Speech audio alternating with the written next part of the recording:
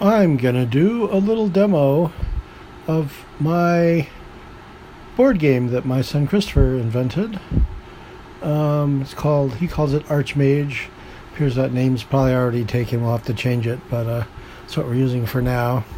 Anyway, it's at gibgoygames.com/archmage. Gibgoy Games is Big Boy Games spelled sideways, sort of. You can read more about it at the homepage. And anyway, here we go. The board is just a simple 7x7 square board with a black hole in the center. And there are a bunch of pieces, 7 different pieces that move 7 different ways. The goal of the game is to push pieces of the other color off the side of the board, or push or pull them into the center of the board. There are rules you can read about how all of that is done. There's help that you can read about how all of that is done. Right now, it only is playable with on a single computer, but I almost have the server done, and then you'll be able to have 2 separate computers over the internet playing one game.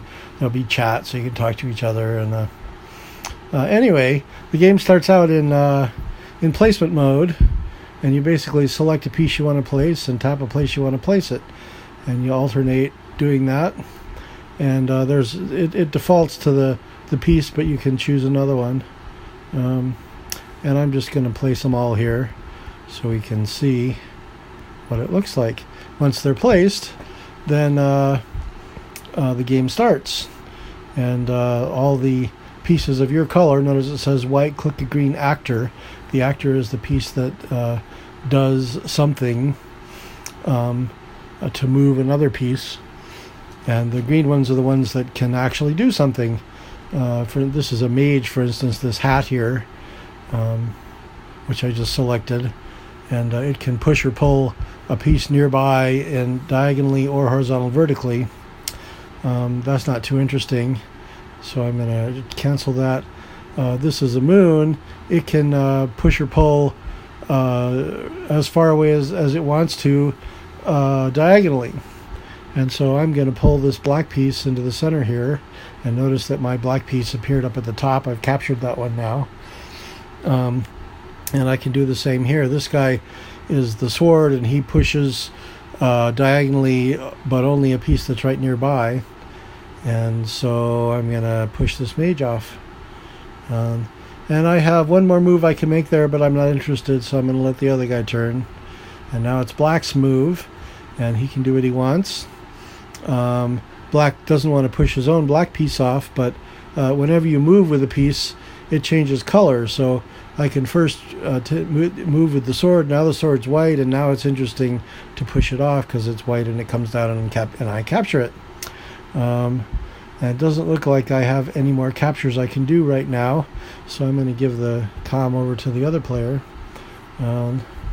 He also doesn't have much. Oh yeah, he does have much that's interesting. The hand here can move this wand into the center. That's good. And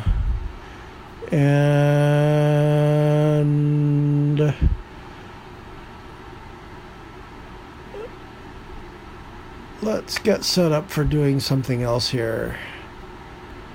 There we go. And I think I'm done now.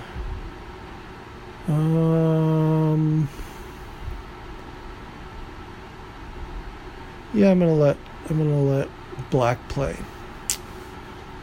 So black could push this cup off right there, but that's not too interesting to do. He could pull the moon towards him as well. I think actually I'm gonna pull the moon towards me, because then the hand can move it, but it's got to do something in order to change to white, so it'll be useful to capture. Looks like white's still winning by 1. Not a whole lot else to do here. So basically play continues until either no one can play anymore, until there are no more moves to make, and whoever has the most pieces at the end of that wins. And it's actually quite an interesting strategy game, but very easy to learn. There are only 7 different pieces, and you can read the rules and very quickly learn exactly how it works.